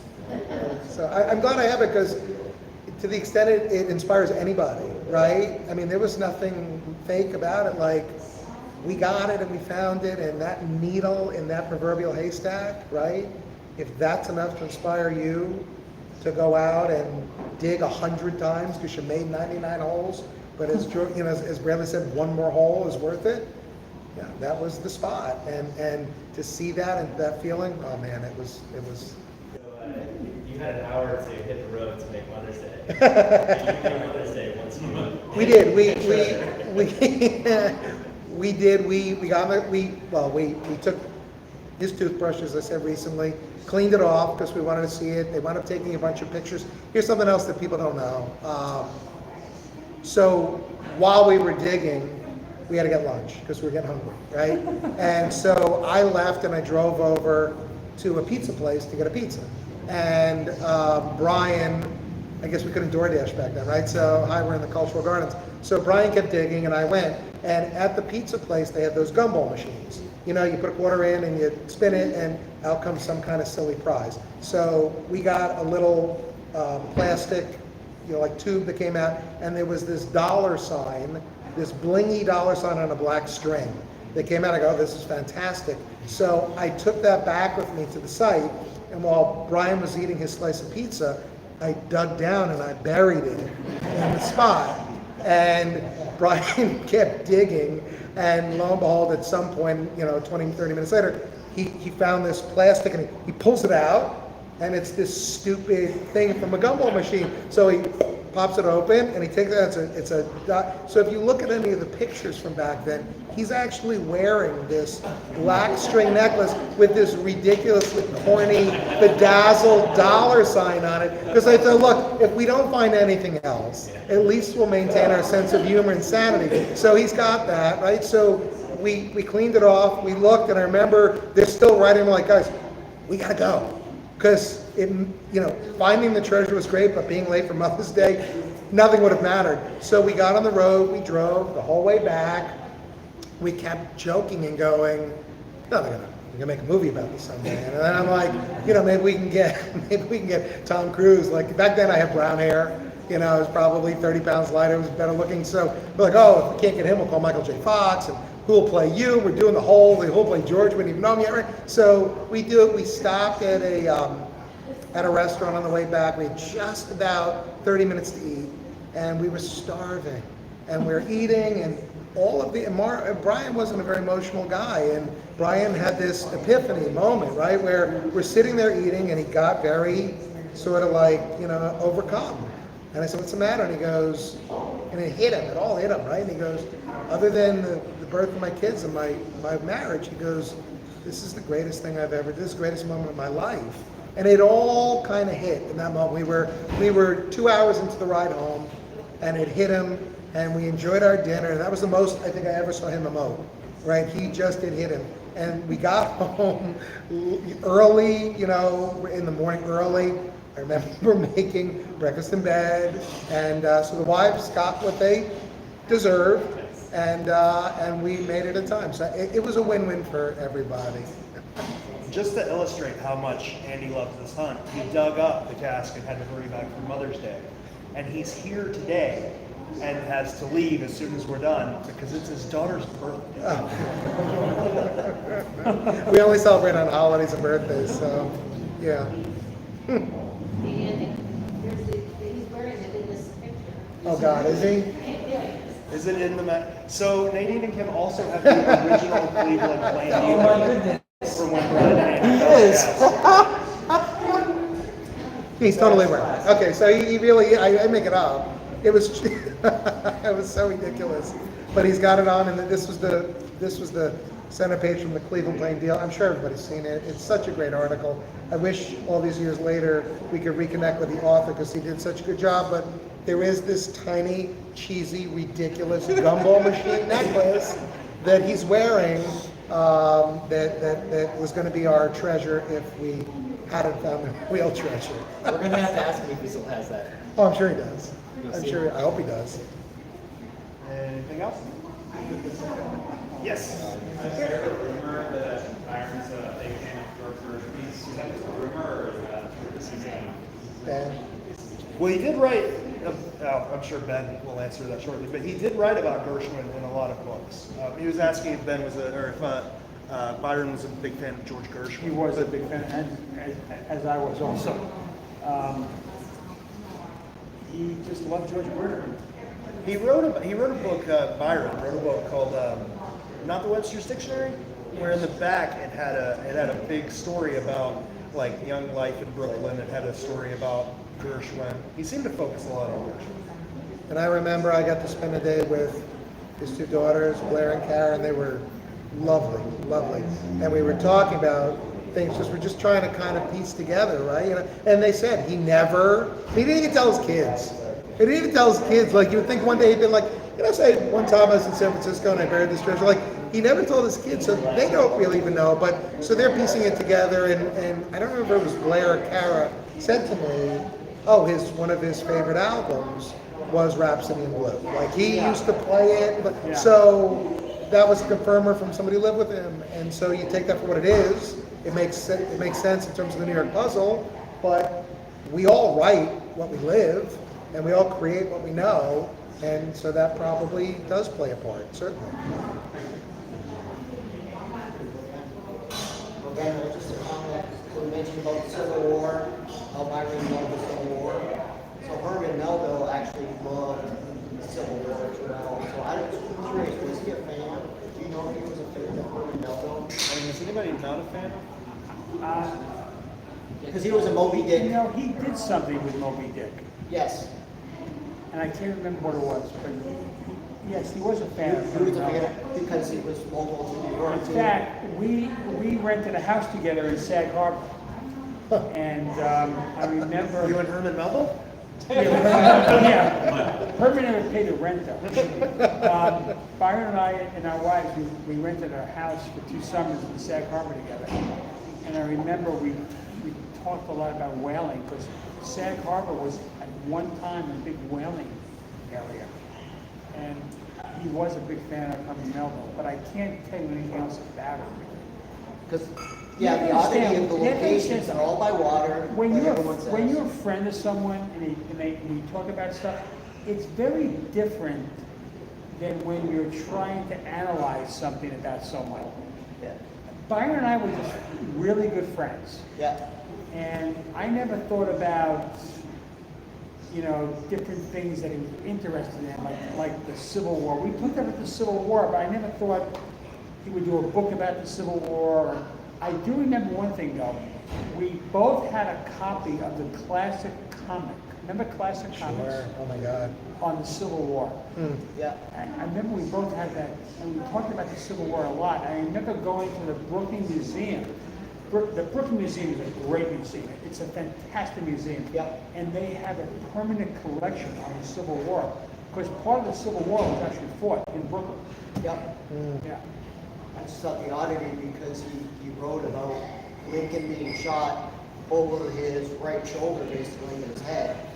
So it's odd that Chicago was actually behind, and that's what Herman Melville wrote. Really interesting. And he He did a lot of Civil War writings too. And Really interesting. early on back in 2005, 2006, after we had found the Cleveland, and we were looking around, and after we did Liberty Island and Ellis Island, we were kind of scouring the southern tip, right? Yeah. And I remember walking around with Brian, and we got to, was it the Chaucer's Tavern or something, and there's the plaque outside talking about the West Indies native, and we're walking down Pearl Street, and all of a sudden there's this plaque, and it's just ridiculous, but there's this Pearl Street. I think That it's was 6 his foot. mother's name was Pearl, by the way. Okay, oh really? Byron's Yeah. mother's name was Pearl.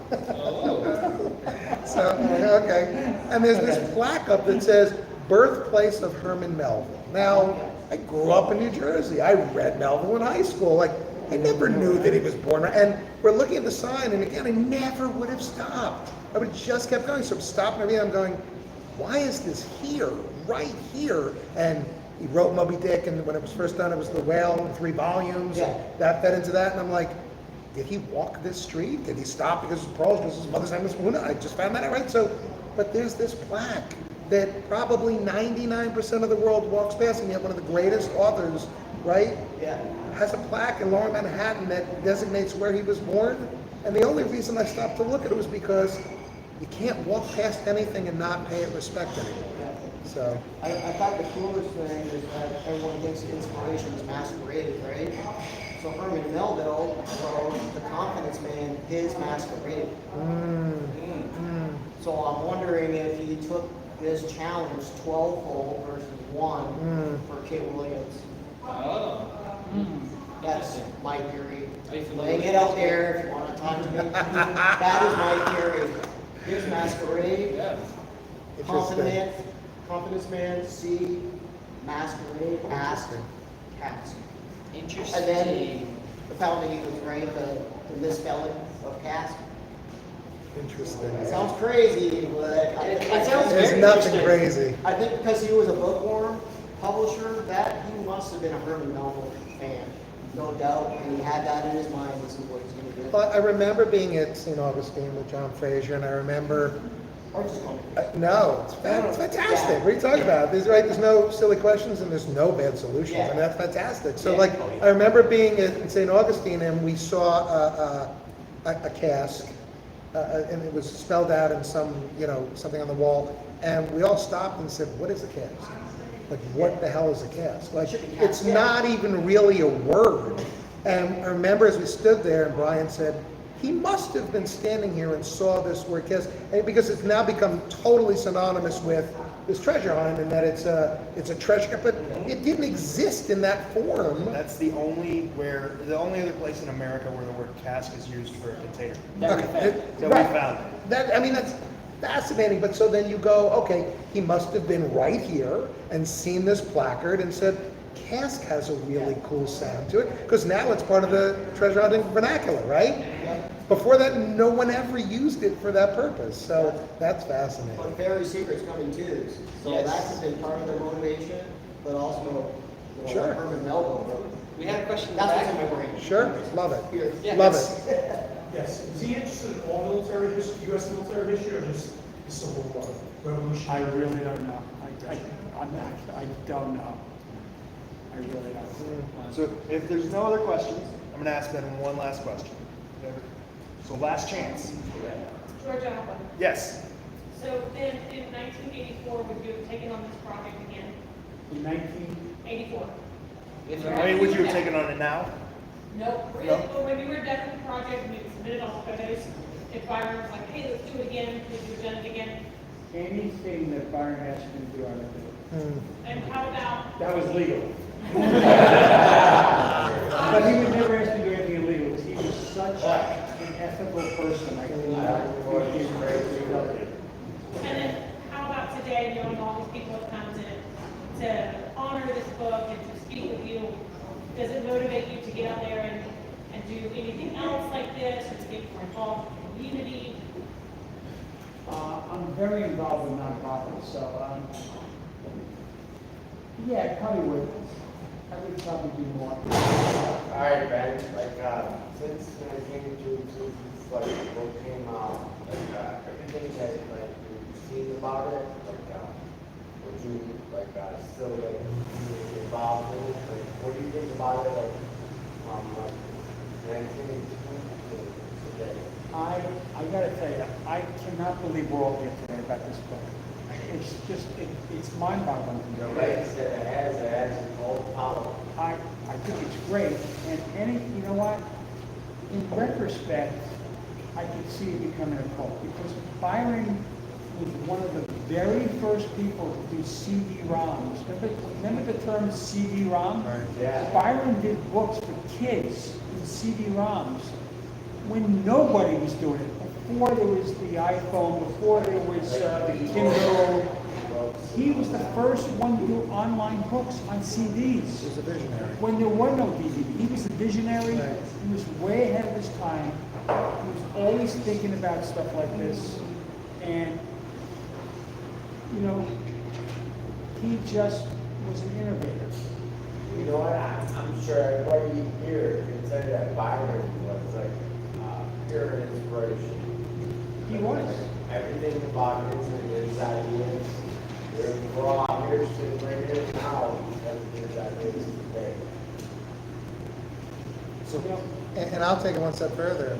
I talking to his daughters, who I know were interested in New York and looking, because it would be another way to reconnect with their dad, and talking to I took people from all over the place, and that I never should have met or never would have talked to, right? Great people.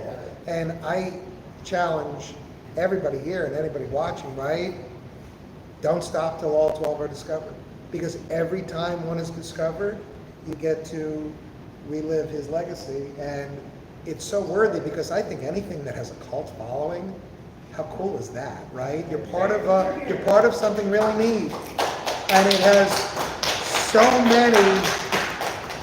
so many worthwhile qualities to it, so many layers to it. So the next one saying, somebody once said to me, oh, do you feel bad that somebody found Boston because now you're not the I said, oh, hell no. Like, I mean, like say if the next cast pull off around, do you think that Josh Riggs was like want to do another show, or I still don't think he would. That's a Josh. Yeah. I don't know. I think he's totally fascinated with it, so I'm not sure that he wouldn't.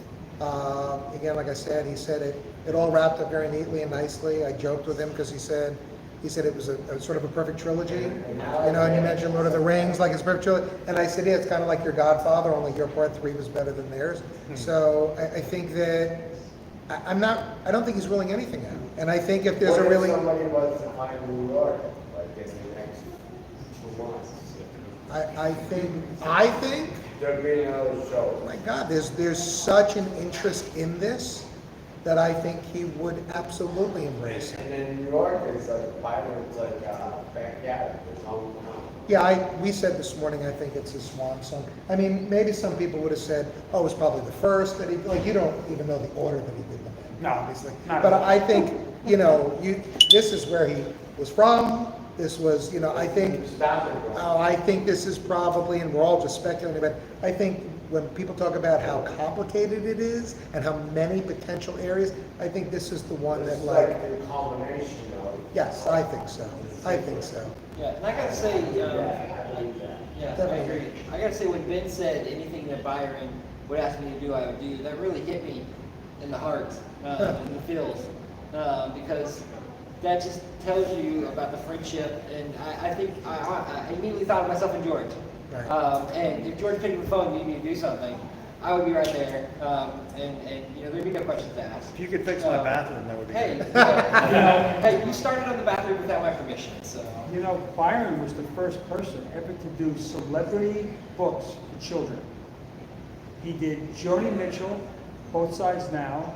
He did Paul Simon at the Zoo. He did a whole book about At the Zoo, written by Paul Simon. Wow. Byron packaged that book. Wow. I mean, he did and the Jerry Seinfeld book. He did Jerry Seinfeld called The Halloween. Jerry Seinfeld is 7 years old, living in Massapequa, Long Island, going trick-or-treating. But it was cold out, so he was wearing a Superman costume, but Jerry's mother made him wear a coat over the Superman costume. And Byron got Hershey's chocolate to put money into the book, so Hershey's chocolate is all over the book.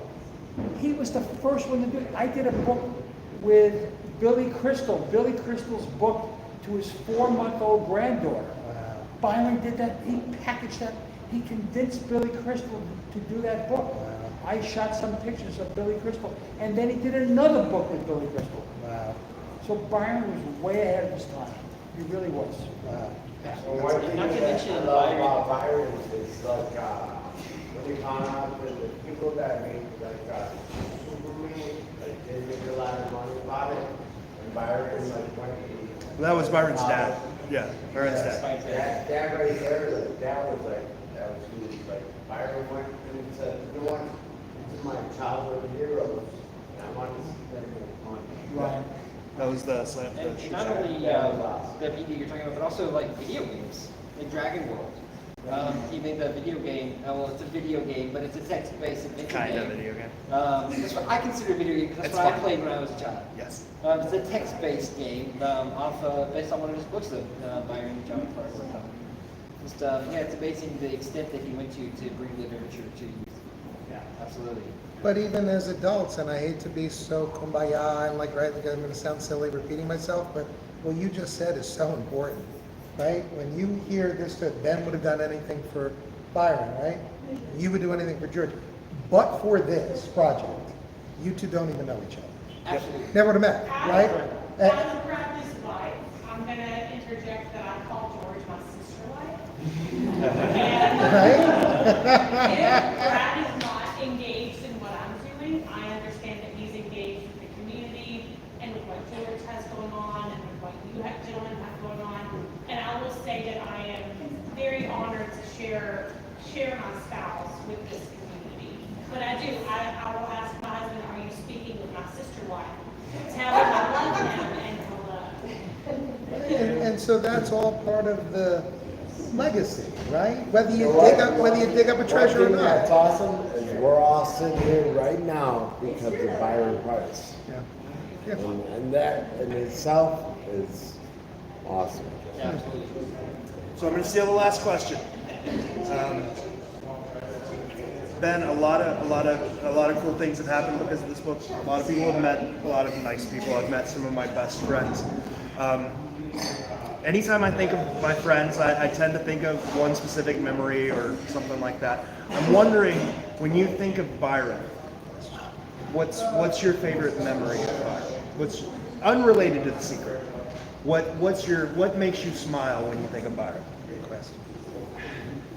There are a lot of things, but I think I brought it up before. Whenever he'd come over to my apartment with us, he'd always have books, comic books with my kids. He would sit down with my kids, talk about the comic books, talk about the books he was working on. He also wanted to get feedback from my kids because my kids were young. He was doing a lot of kids' books. But that's what I remember talking about Byron. We was walking up Madison Avenue to go to Jackson Hole for a hamburger, which is one of his favorite hamburger places, one of my favorite hamburger places. And he'd be talking to Ivan and Harrison and Kara and Blair. I mean, that's what I remember the most about Byron. Not getting together with him alone, with just me, but with my kids. He was, if he wasn't a book publisher, he probably would have been a school teacher. Probably. Wasn't he a school teacher for a while?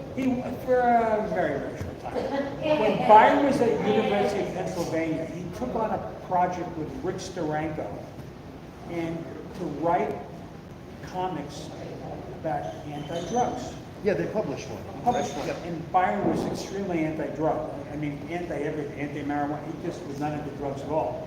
And he felt that this is the way to teach kids about anti-drugs, was through comic books. And he was so ahead of his time. Yeah. Can I ask Ben one question? Of course. I have a question. Sure. What do you think his reaction had he not passed, right? Had he been here to this day, how do you think he would have responded to what's going on and all the people? Like, would this have been a great blessing or a great curse with too many people contacting and emailing? Byron would have embraced it. He would have absolutely embraced it. There's no question in my mind. He would really have been off this whole day. He was a book packager. He was really a book packager. So a book packager, what they do is they get the artists, the illustrators, the writers together, and then he sells them to a book publisher. Byron didn't really publish a lot of his own books, even though it's in Byron Preiss Visual Publications. If you notice, it was either Bantam or Simon & Schuster. So he would have embraced this. Yeah, he would have been very, very excited. I know he would have. I know he would have. Thank you. Lots of balls or Ben, and you'll understand why I call him that if you go to his website. Andy, thank you so much for taking time out of your lives to come visit us. Thank you for having us. Oh, it's great. Absolutely great. All right, that's it.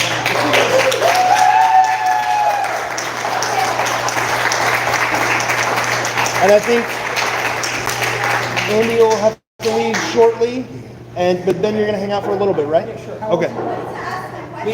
We have a very quick giveaway. Was it about me? Oh, well, please, Ben. I have. It's back on now. My fiance would like to ask you a question. Ben, I have a question. Of all the photos that you've done, which one is your favorite? Secret, unrelated or not? What is your favorite photo of everything that you've done? It's the one he's going to take of me shortly. Well, I have to tell you, in 2005, which unfortunately is the year that Byron passed away, I had an assignment with the American Heart Association. And I went up to a school in Harlem where Bill Clinton and Mike Huckabee, the governor of Arkansas, was speaking they both were the experts on heart disease, since they both had, Huckabee had a heart attack, and Bill Clinton had a double or triple bypass. And Huckabee was talking to the press, and Bill Clinton went into the bleachers at a gymnasium, and was talking to this young girl and a young boy, and everybody's shooting Huckabee, and I turn around, here's Bill Clinton talking to a couple of kids. And if you go to my website, that's one of my lead photographs. That is one of my favorite photographs, because it was a human interest. You know, Bill Clinton, with all his stuff in his life that I don't want to go into. That moment. At that moment, Yeah. he was just a guy talking to a couple of kids. That's cool. And that is what, and actually I sent that photograph to Bill Clinton, to his foundation up on 125th Street. And in 3 days, I got a handwritten thank you note from Bill Clinton, which my wife had framed with the photograph, which I didn't know about. That is one of my favorite photographs. But also, you know what? All my I love all my water tower photographs. I'm sorry. You might not get off my water tower, but I love New York City water. No, I mean, I think those are a really nice illustration of a part of New York that we don't necessarily see when we don't live here. And it's something, like you said before, which is just going away. 100% leaving. And if you see the new Steven Spielberg movie, West Side Story, which he did a remake of West Side Story, I have a feeling there's going to be a lot of water towers. So, we'll see. Nice. You know, I just love taking photographs. It's my passion. It really is. We love you.